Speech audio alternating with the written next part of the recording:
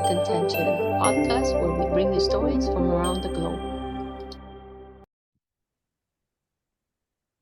Hello and welcome back once again to Rise and Thrive Mornings with Intention. And today, oh my goodness, we have a beautiful guest with us. Proud to present four-time Olympian champion Ruben Gonzalez. So welcome, sir. Eva Kremp, I'm so happy to be here. Oh, my first time to be interviewed from a Polish podcaster. That's awesome. Oh, thank you so much. Please tell us about yourself. Tell us and dazzle us with all your magnificence. Where are you from? Where are you currently? And what are you up to at this point in Sure. time? I was born in Argentina, and my family moved to the U.S. when I was 6 years old. And my dad was a chemical engineer. We lived in New York for a couple of years, then Houston, then Venezuela. Always following the oil business. Right back to Houston. And Houston is very hot. And so I could never get used to it. 15 years ago, I moved to Colorado. I live in Colorado Springs, and I love it here. It's 45 degrees this morning here, and four seasons. I'm an Olympic athlete. I did the luge, where you're sliding down the ice really fast on a little sled. I've done it. I'm the first person to do 4 Winter Olympics in 4 different decades. So Calgary, 1988, Albertville, France, 92. Salt Lake City 2002, and Vancouver 2010. And by Vancouver, I was so old everybody thought I was a coach. But too many people use their age as an excuse, right? I'm not old enough, or then they say I'm too old. So Yeah. no, don't make an excuse. Just follow your dream. Yeah. I'm an author. I've written 6 books, and check this out. This is my latest one. This is the shortcut, right? But look at this. See, it's been translated to Polish, right? Polish. I mean, it's so cool. Yes. And so this is a audio, but many years ago, this book, The Courage to Succeed, was translated, and I got this call from Warsaw, and this man said, "We have a leadership conference coming up. I just read your book. I love it." I didn't even know I had a Polish book. Okay. Wow. But because I listened to my mentor, right, it opened up the doors, and to get to go with my family to Poland and visit, and it was great. So yeah. And I'm a speaker. Been speaking professionally full time for 22 years. And here's what I did with my daughter. See, it's dream, struggle, victory. And we interviewed 50 Olympic athletes and asked them, how did you get your dream? How did you overcome your struggle? And what did it feel like when you made the victory? And that was Gabriella. It was her idea when she was 9 years old. So wow. It was a nice project with my daughter. Wow, that is so amazing. Wow, congratulations. Oh my goodness. And I have to read the Polish version, and I'll tell my Polish friends about it too. And of course, they know you now since you've been in. So what was your favorite part of Poland? Tell us. What did you Well, visit? we went to Warsaw for 4 days. You fly into oh my gosh, golly, Frederic Chopin Airport, right? Because he was a Yep. great pianist, and Yeah. people in Poland, they love that, right? And it's funny, you go to the middle of the street, and Poland has been completely rebuilt. Okay, I had been to other Eastern Bloc countries, and they're gray and torn down, and they never got over the war. But Poland has been totally rebuilt, and the people are so nice. They love Americans there because everybody has an uncle or an aunt in Chicago. Chicago is actually the second biggest Polish population after Warsaw. It's crazy. Yeah. It And is, yeah. and the dollar is strong, right? So we felt, we could go to really nice hotels and really nice restaurants and pay very low price. Then we went to Krakow. I think I like Krakow even better. We were in the old city, and right next to the Nespresso, a little apartment right next to the Nespresso store, and wonderful. It was wonderful. I can't wait to go back.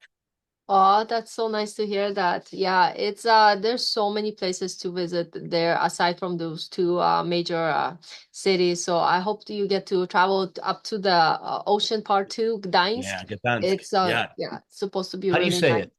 it? Gdańsk. Gdańsk. Gdańsk? Yeah. Gdańsk. Ooh, that sounds cool. Yeah, thank you. And I see Excuse you me. speak a little bit well, I don't know a little bit, but you speak Italian, German, Spanish, right? So you have lots of linguistic talents. Yeah, I guess so. When we moved, I was 6 years old and I didn't know any English, but we always thought we would move back to Argentina once things got better, but they never get better. And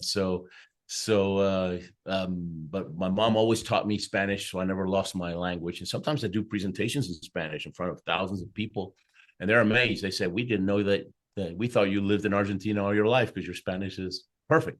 And Yeah. French, I took French in high school, and then the language of my sport, the language of luge, is German. So you pick up a few words here. I can get myself in trouble in German, but but I like languages because you can make more friends that way. Yeah, it is true. Like when I was younger, at school they made us study Russian, but then they dropped that shortly after that. But I didn't really learn much. But then I came to Canada. I also didn't speak any English, so it was one of the hardest parts of my life coming to a country when you're a teenager. And Don't know, I didn't know the language. I had to start all over, you could say. And then I wasn't really in for studying French or anything. I'm like, I just want to get by, just let me finish school. But then I lived in Italy for one year, so I was fluent in Italian long time ago. Wow. See, and they say if you don't use it, you lose it. And I kind of lost most of my Italian, unfortunately. So I wish I could speak, but I understand quite a bit, like, Ukrainian when people are talking, Ukrainian, Italian. Spanish That's because the Italian Spanish so similar, right? yeah, yeah. So I love the idea to be able to speak a lot, but I haven't been practicing much, so I lost a little bit touch there. But hey, it's never too late to start again practicing, right? Well, you have a great personality, and that helps. I can tell you're a people person. So Yeah, open-mindedness helps a lot too. But one thing I read something, and how is it that a Olympian champion like you does what you do, but you says you don't ski or skate? What's happening there? you know what? When whenever people they assume that you, because you're an Olympic athlete, you're good at every sport, but we spend so much time on our sport that we're lousy at all the other sports, right? Because we don't practice. And so yeah, I can barely skate. I can't skate backwards. And skiing, I took a little bit, but I couldn't get skiing. There's too much stuff going on. I'm used to my sled. That's one thing goes forward, right? And hopefully it goes forward. Skis that can go different ways, and then you got the poles. We moved here to Colorado Springs about 15 years ago, and I bought a snowboard that had the Olympic logo on it, right? And I just put it in my office. And then my kids, when I was 50, my kids said, let's go learn how to do this. And so I learned how to snowboard at 50.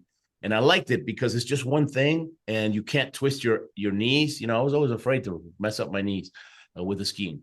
And so I learned how to snowboard at 50, but I only do blues and I would much rather be playing ping pong or pickleball or something like that. Soccer, Yeah. football.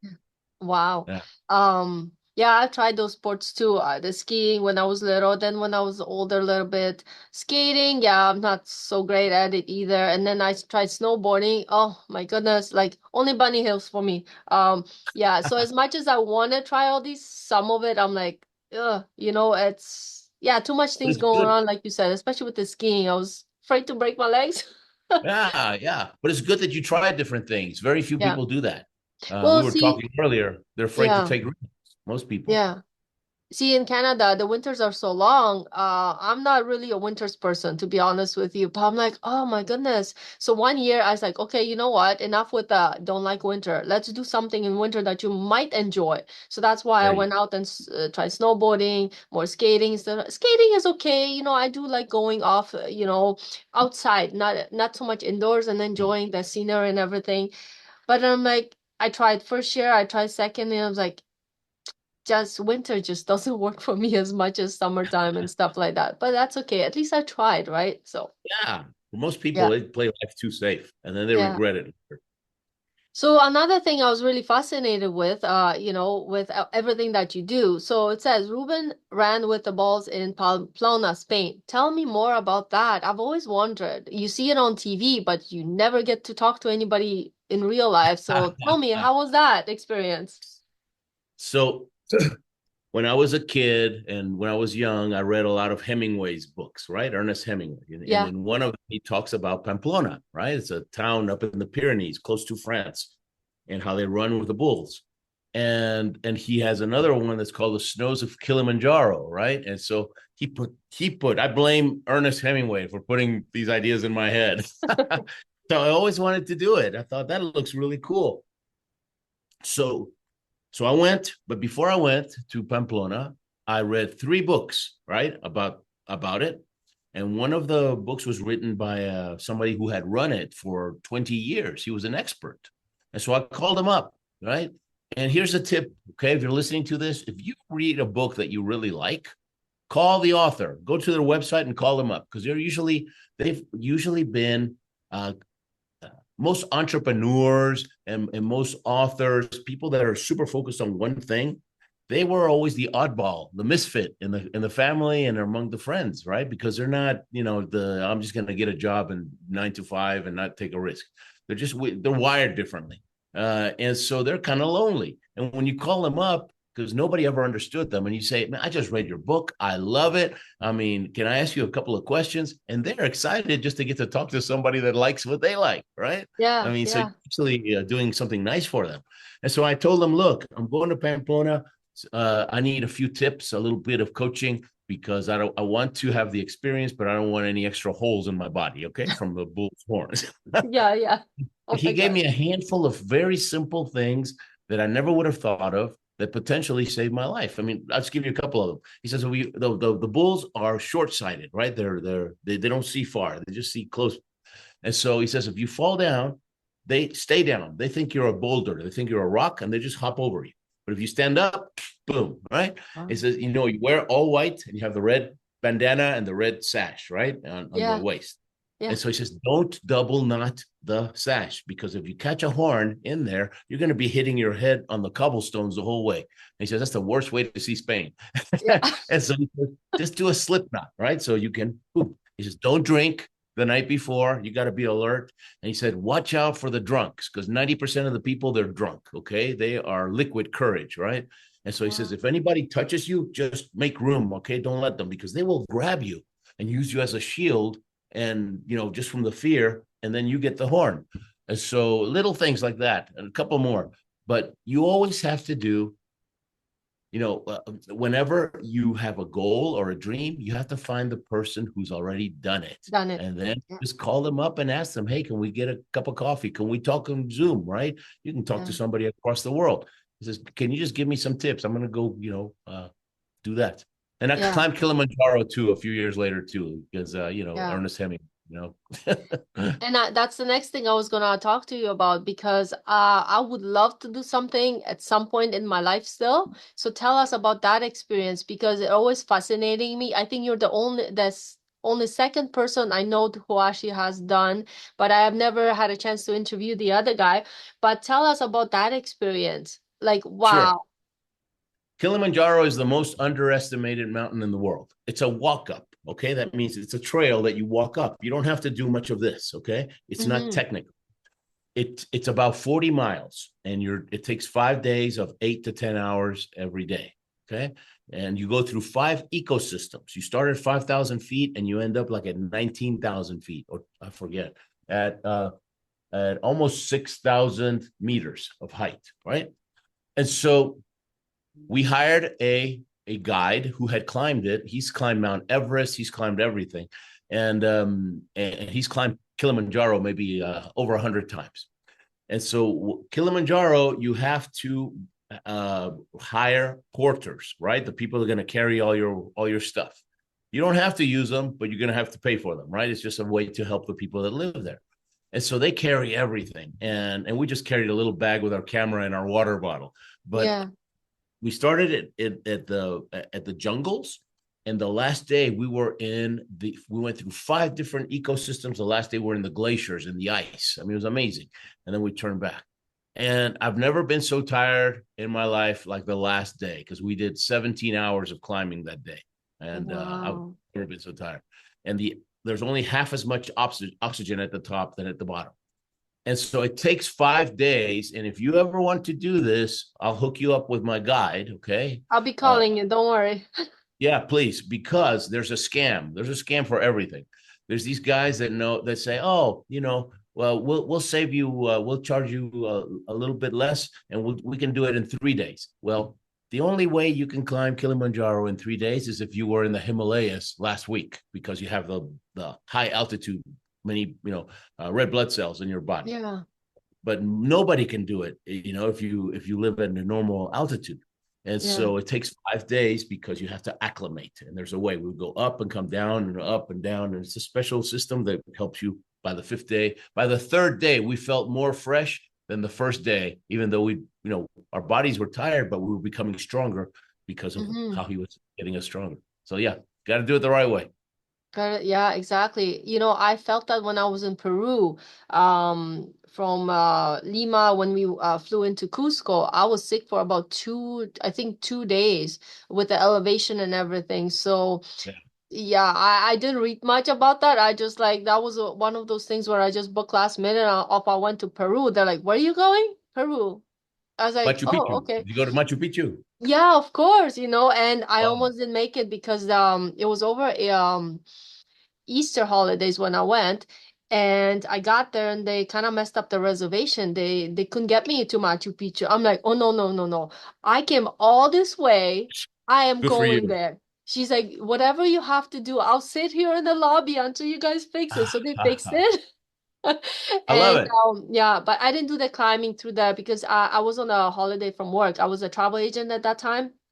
And my boss said, "Hey, you got to use up your holidays." I'm like, "What? Now?" As I spend the globe, I'm like, "I guess it is Peru." So that's how I ended up in Peru out of nowhere. Yeah. Um, but yeah, a few things here and there. But yeah, I got to see it, and it was amazing. I would do it again because for me, it was such a majestic experience sitting on the top of the mountain there in Machu Picchu. And I met some fellow from UK, and we just sat there and pondered over the beauty, and the feeling of that place was just so magnificent. Like it's hard to describe even. Yeah. But Yeah. I loved every minute of it. But yeah, the elevation and all that, you do have to prep a little bit. I unfortunately got sick, but I'm like, "Hey, there's no time to get sick. Get over it." I But it like was, your style. yeah, So, but it was great so experience. Yeah. I'm gonna pull a couple of key things that you just said. Okay, people will tell you no. Okay, everybody, when somebody has low level people, they only have the power to say no. They don't have the power to say yes. So when you're trying to get to your dream and somebody tells you no, you just go to the higher level, to the person that has the power to say yes and be Yeah. willing to fight for your dream. This lady said you can't do it, and everybody said, "Man, like hell, I'm not doing it. I came to Peru. I'm going to Machu Picchu." So Yeah. and then you got sick, but you went anyways, right? I mean, Yeah. Yeah. that's a fighting spirit. That's how a winner acts. So I love That's it. right. Oh, come on. Like, you can't go all that way and not get to see it. Like, come on. And I love to go back one day, but I have so many things like I still would love to do. Like, one of them is Kilimanjaro. Like, I would love to take on the challenge. Like, I have a 5-year-old right now. I'm a single mom. But the thing is, like, when she's a little bit older, here we come, I'm gonna go out there more. And now that she started school, I'm thinking, okay, in between here or there, or like, just because I have a kid now doesn't stop me from exploring this world. Oh, I'm still gonna do things. People are gonna be like, but I don't care. I'm gonna go for it. I I like always it. have, and that's why I was always the black sheep of the family until I said, "No, I'm the white sheep of the family, and I'm gonna do things that really inspire me, even though they seem like they're just out of whack, you could say." But I like how you said it earlier, wired differently. I'm gonna use that from now on. We are wired differently, Yeah. I'm ADD, so it's a attention deficit disorder. They call it a disorder. Man, I think we're a higher life form. Okay, I'm not because we have so we get distracted easily and we get bored quickly, right? So we have to be ADD people. We have to always be challenged by something, and so, but when we find something that we are interested in, right, something we're passionate in, we have an extra level of super focus that normal people don't have. And that allows us to get tunnel vision and make big dreams like the Olympics happen. And Yeah. so, you can't, you have to be super focused, and part of focus is getting good at saying no to anything that will keep you from your dream. And I thank God that I have ADD. I read many biographies, everything since I was a little kid. And I actually listened to this podcast. It's called Founders, Founders podcast.com. It's this guy that he reads a biography every week, and mostly they're business ones, right? Because his audience are entrepreneurs and owners of businesses. That's why it's called Founders, because they're the founders of their. He's read over 370 of them, and during the podcast, he just tells the stories and the lessons. And he's done so many of them. Like, for example, if you're listening to one about Arnold Schwarzenegger, right? He might say, oh, see, when Arnold did this, it's just like when Thomas Edison did this. Oh, and it's like when Jeff Bezos did this. And so he connects the dots, and you start realizing that, wow, everybody started from nothing. Everybody had a struggle, but they refused to quit. They learned the lessons and they made it happen. And then you start realizing that they all use the same success principles. And so I love Yeah. listening to them because it makes me stronger. It makes me fight for my dreams strong. Exactly. And speaking of the Olympics, I love what it says here. You were a torchbearer at the Salt Lake City Olympics, and the theme of that Salt Lake City was Light the Fire Within. Can you tell us more about that, please? Wow. Listen, this is for the listeners. You guys have got a great host here with Eva because she does her homework. I'm a guest at many podcasts, okay? And but they usually don't do their homework like Eva did. So you guys are in a good place. Well, you So inspire me. So all the things you've done, I'm like, oh my God. Like I kept digging. I'm like, oh, this is so inspiring because I used to watch the Olympics on TV and they did the torchbearer. And then when I read that, I'm like, I need him to talk about that. Light the fire from within. I absolutely love that phrase. sure. So that was the Salt Lake City Olympics, and in 2002, and so they light the flame in Greece, right? In Mount Olympia in Greece. And then they put it in two little lamps, right? So you have a Yeah. backup. If this one goes out, then you still have this one, and then you relight it, right? Yeah. They flew it to Atlanta, Georgia, because that's the last place when they'd had the Olympics in the United States in 1996. And then 10,500 people got to run with it through all the different states of the United States. So just to get people excited. And then the day of the opening ceremonies, they come in and they light the big cauldron, right? The big flame that's going to be lit up for those 2 weeks, right?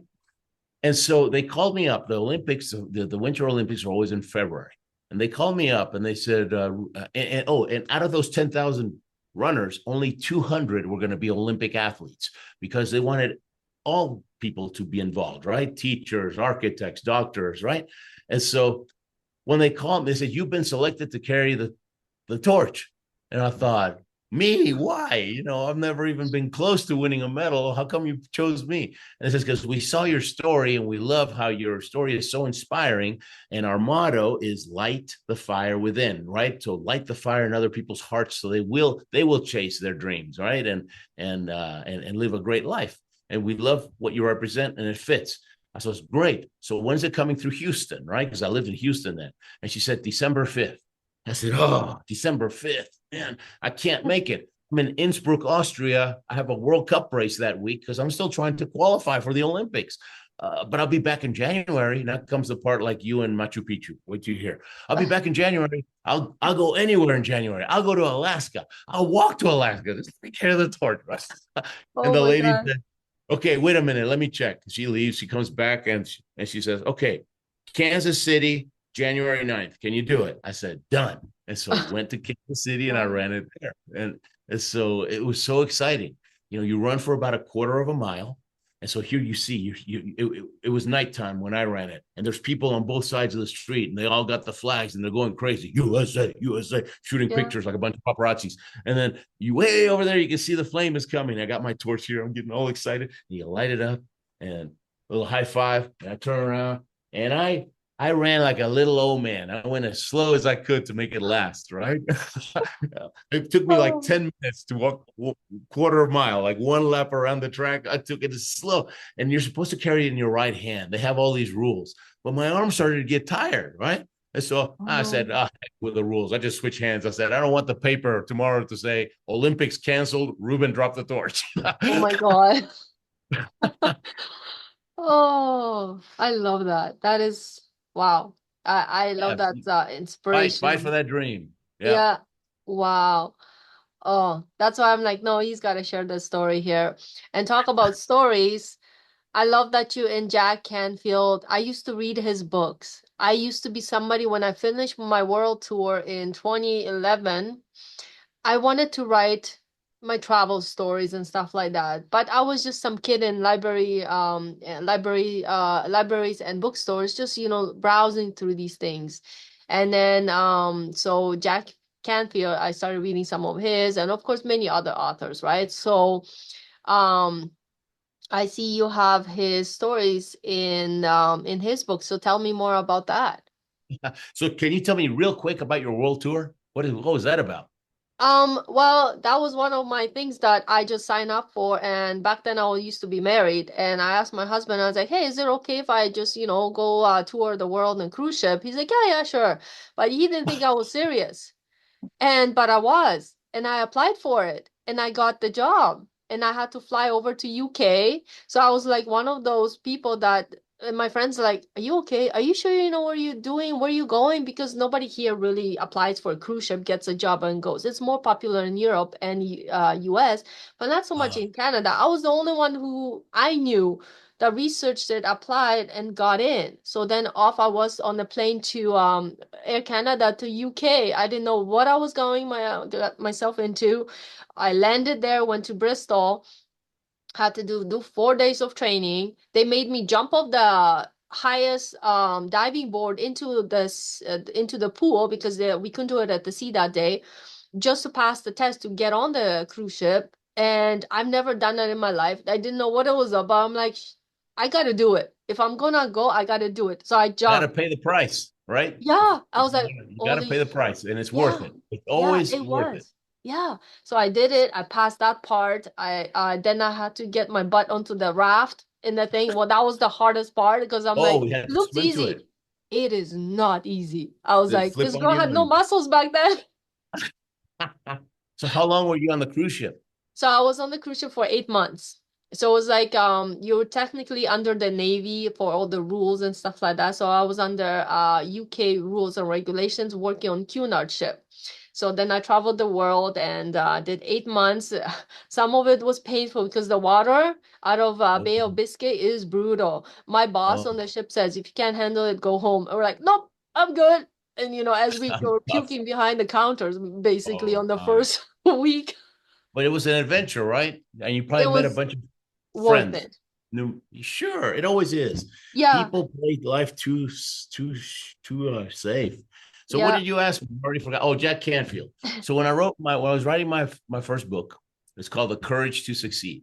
And I've got 6 books, and if you want to buy two, the best ones, in my opinion, are The Courage to Succeed and The Shortcut. Those are the best that I like the best. But my mentor, he told me, and get this, okay, I went to a mentor when I started speaking professional, right? And it was somebody who was a successful speaker making a lot of money, fruit on the trees. Okay. Your mentor has to have fruit on the trees. That means they did it.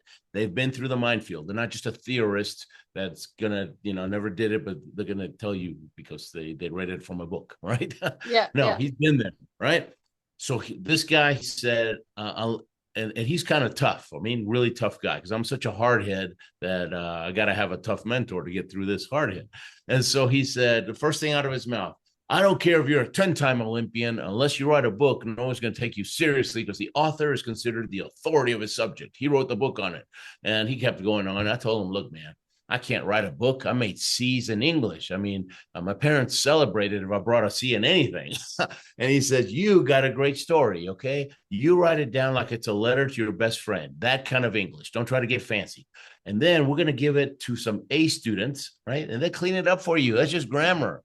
I thought, oh my Yeah. gosh, I didn't think about that. See, my mind was putting together a very strong case on all the reasons why I couldn't be an author. But he Yeah. had been there already, and he says, that's a bunch of crap. Just just write this thing and then give it to some people that know grammar. They'll fix it for you and you're done. And so, Yeah. and that's how it is with Kilimanjaro. You can't do it by yourself. You hire somebody that's been there, right? And they teach you. And Yeah. so he said, okay, now I was finishing up the book. He says, okay, you need to go to Barnes and Nobles or see, I'm a reader. Okay. I'm constantly reading. That's just part of my book. Wow. So I'm a That's student cool. of success. And so I made a list. He says, you need some people to say some nice things about you, right? Some testimonials for your book. So I made a list of 100 authors that I wanted the testimonial. And I started going to all their websites and calling them up one by one.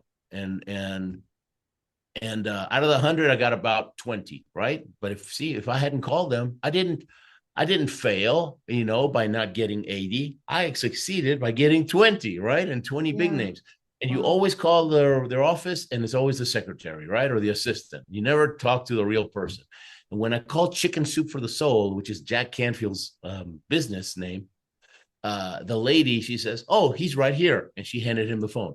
Now, she probably doesn't work for him anymore because you don't do that. But he got on the phone and kind of in a real serious, mean voice, he goes, you got 5 minutes. And we talked for 90 minutes. Okay. And Wow. yeah, just like we are, exactly Yeah. like this. We're just Yeah. chatting and telling stories to each other. And at the end, he says, look, I'm writing this book. It's called The Success Principles. Okay. And I'd like to put you in 3 places in the book. Would that be okay with you? I said, are you kidding me? Yes. And so he Wow. put me in 3 chapters, and many successful people read that book. It's almost a reference book. It's that thick, and it's not really a book you read from cover to cover. It's like an encyclopedia of success, right? So, Yeah. okay, I need team building. What does Jack say about that? Oh, leadership or whatever, right? And Yeah. so, anyways, I have gotten over the years many speaking engagements from like vice presidents of sales from big corporations who read my story in the book, went to my website, saw my video, and said, and now I'm speaking for them. So Yeah. thank God I listened to my mentor. Wow. That is so amazing. I love that. Oh my God. Yeah. 5 minutes turned into 90 minutes. Isn't that See? crazy? So easy. And I wasn't being trying to be salesy or trying to use manipulative language. I hate that You stuff, just right? clicked. Yeah. I was just like us. We're just Yeah. talking like, Yeah. you know what it is? It's the passion.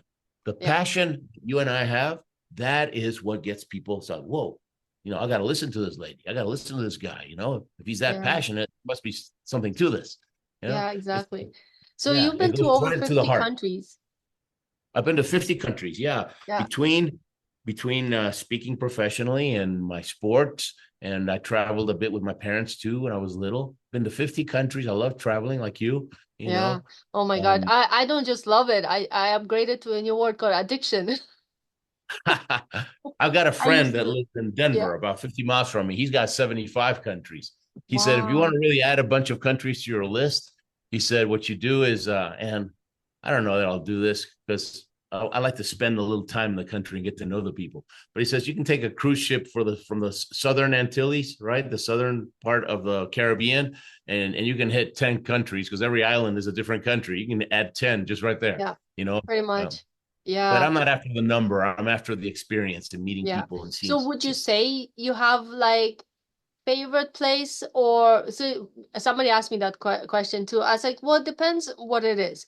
If we're looking for cultural, I might have one. If we're looking for experience or something majestic, I'll have another one. So like, do you have a favorite place? Because I've also been to over 50 countries, but I still can't put Oh, my really? finger on where, like Cayman Islands for relaxation, maybe. But then I Uh-huh. love Europe because it has so much character, you know? So Ah, do you have a favorite place? okay. Now you already know I love Poland. Okay, I mean because we had such a great time. I really do. Um, if somebody told me you were going to go to one country to visit in Europe, Poland. I mean one city. I love Barcelona. Barcelona, Oh, Spain. yes. Oh my gosh, that the I don't know if you've been to La Yeah. Sagrada Familia, that church. I've been It's to, yeah, I've been to Barcelona. I don't remember all the names of the places I visited. Some of them, yeah, it's Ronda, you know, that big street where you just walk, and there's this church that's been being built by Gaudi for over 100 years. Okay, and it's worth flying to Barcelona to spend 2 hours in this church because it's the most amazing thing I've ever seen, and flying back. I mean, it's that good. um, And the food, I like the food, and I'm oh, Latin. of I like the course.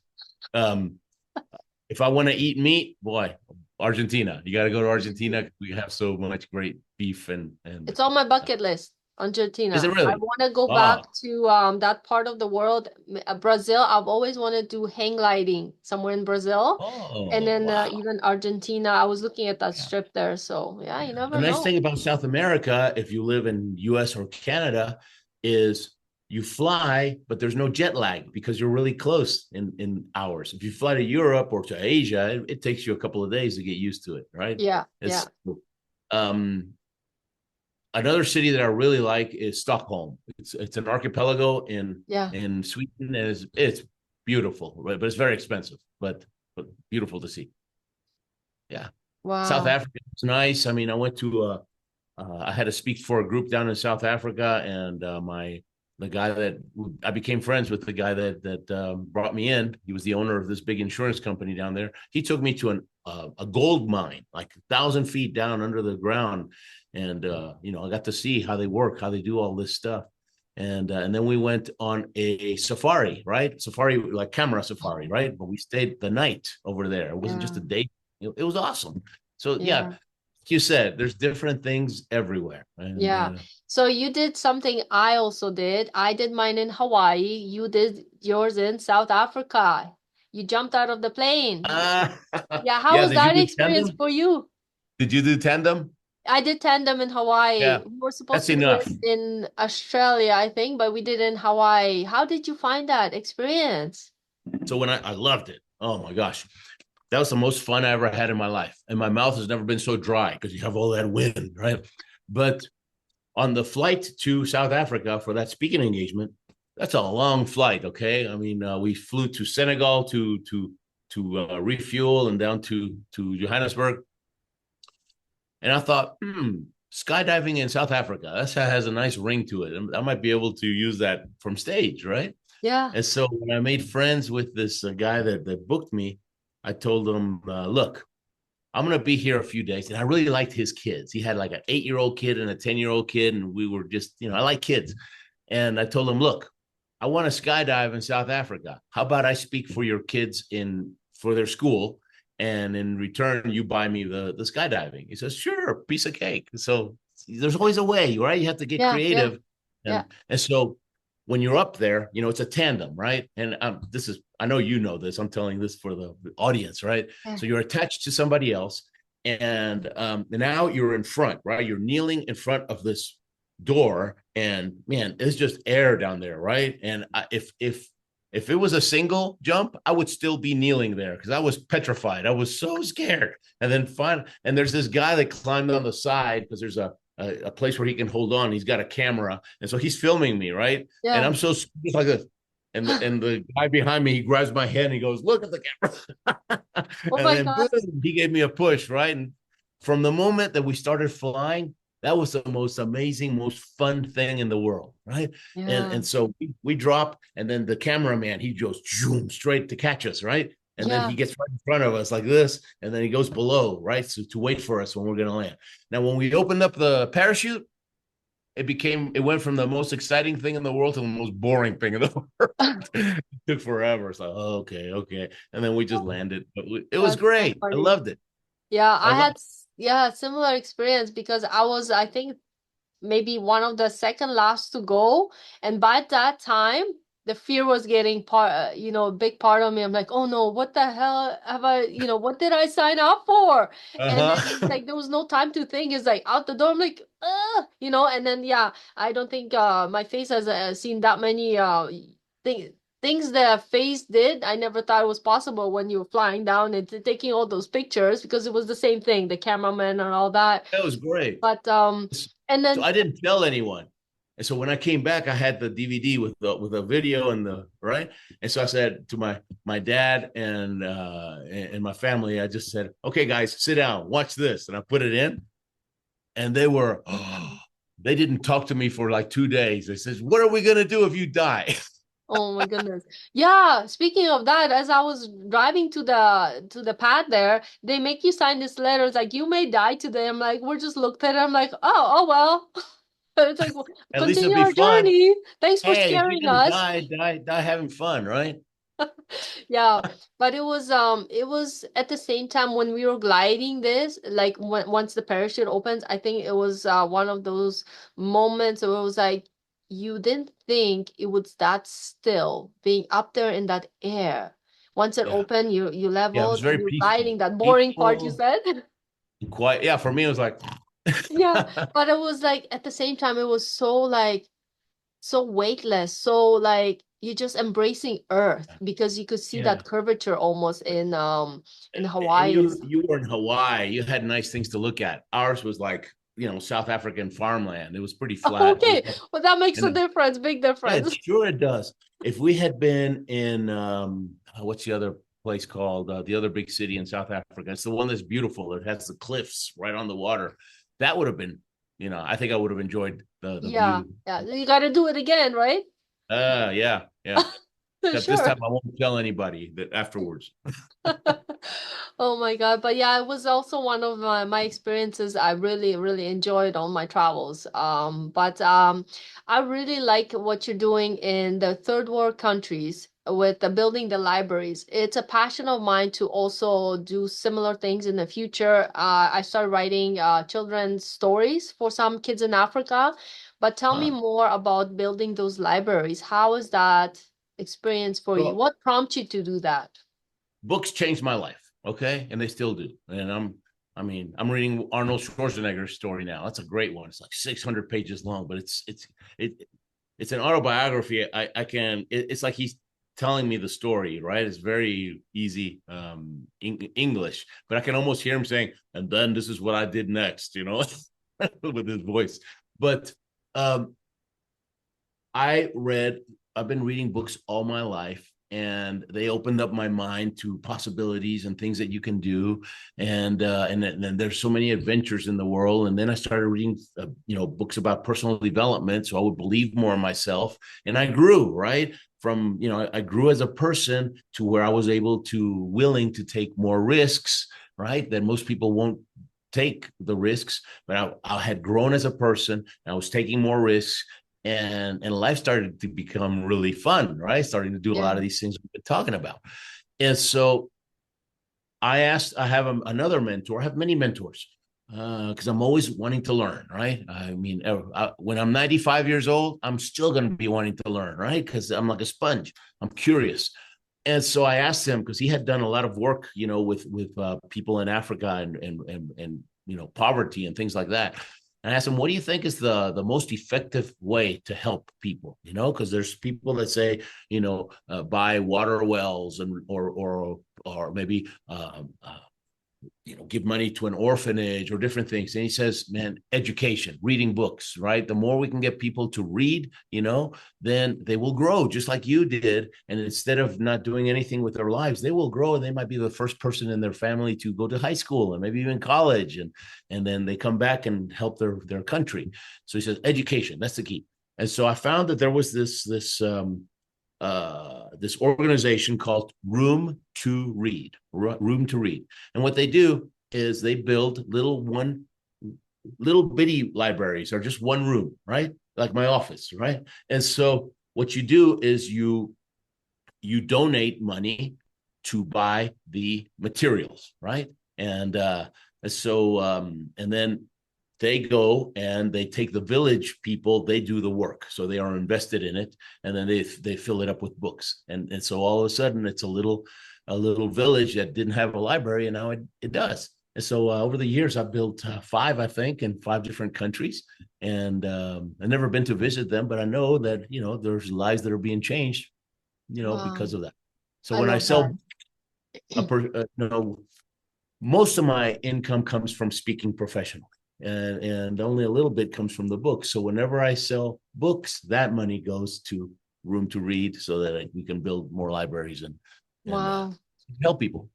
That's what. Exactly. And knowledge is important, and it's important to expand. Like even myself, I didn't read a lot when I was growing up, but when I went into personal development like 3 years ago, I think I read more books in that 1 year than my whole entire life. Like I went from one reader to the next one to Tony Robbins to whatever, Jack Canfield, you name it, right? And it is so true. Like it makes you look at things from a different point of view. Like I met Dr. Wayne Dyer in 2012 in Vancouver, and I remember that quote he had: "When you change the way you look at things, things change." And I love that quote. It stuck with me for I many like years, that. but I never really looked at it much until I really took it to heart. When you So, change the way you look uh, at things, yeah, the things you look at change. So I I love love it. this. Yeah. I always post. I always post quotes right online. I'm sure you see them all the time. Yes, I'm going yeah. to put And that you one have in there. I'm going some, to look it up and I'm going to put it up today. See, I uh, just learned something today. I love it. yeah, And and yeah. It's such an so inspiration. Yeah. yeah, and you know, once in a while you'll run into somebody that they graduate from high school and that's as far as they're going to go. And this, I'm not saying everybody's like this, but some people are very small-minded, right? They graduate from high school and they promise, they vow, they say, "That's it. I'm never reading another book in my life." And they think that they're being smart, and I'm thinking you're such a fool. Because they that means, you know 30 years from now he's still going to have high school mentality, right? Yeah. And but if you're constantly reading and learning and going to seminars and listening to audios now with Audible, man, even if you don't like to read, you can just listen to You it. just listen. Yeah. Yeah. Yeah, you grow, and the world becomes bigger, and you start Yeah. having more confidence in yourself. I mean, this. You're Yeah, well, I'm learning just like everybody else, right? But I Yeah. love it. Like it's so funny because it's kind of you get addicted to it after a while. You just want to learn and learn and learn, and it just never stops. Even when you think you're done, you're not done. It never Oh, stops. no, never. So, so tell me, as an Olympian, and say somebody's listening there and they want to pursue their dreams, maybe they want to be a future Olympian. What advice would you give them? I know there's many, but what one key thing you could give them right now that would The propel them simplest to move thing. forward? My dad, when I was little, and he knew that I had big dreams, but I needed to grow. Right. Um, when I was 12, he said, "Ruben, you like to read books. Why don't you read some biographies? Right? If you'll study the lives of great people, you'll figure out what works, what doesn't work in life, because success leaves clues. Right? You're going to learn from them." And another thing my dad said was, if you have to cross a minefield, right, a minefield, it makes sense to follow somebody that's already crossed it, right? But preferably somebody that's still walking. So he said Yeah, that was his funny way of saying, follow somebody that's done what you want to do. That's the easiest way to reach your goal. You just follow the leader. And so what you do? What do? You find a leader, right? And then you follow the leader, and then eventually you become the leader, right? And then you exactly. repeat, right? Because there's always another step, another higher level of leadership, and you just keep doing it for the rest of your life.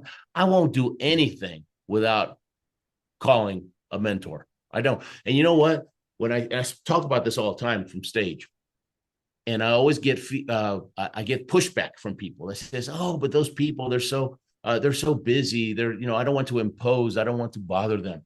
And I explain to them, look, that you got to take that idea out of your head because it's hurting you. Okay, it's hurting you big time. Now let me explain it to you.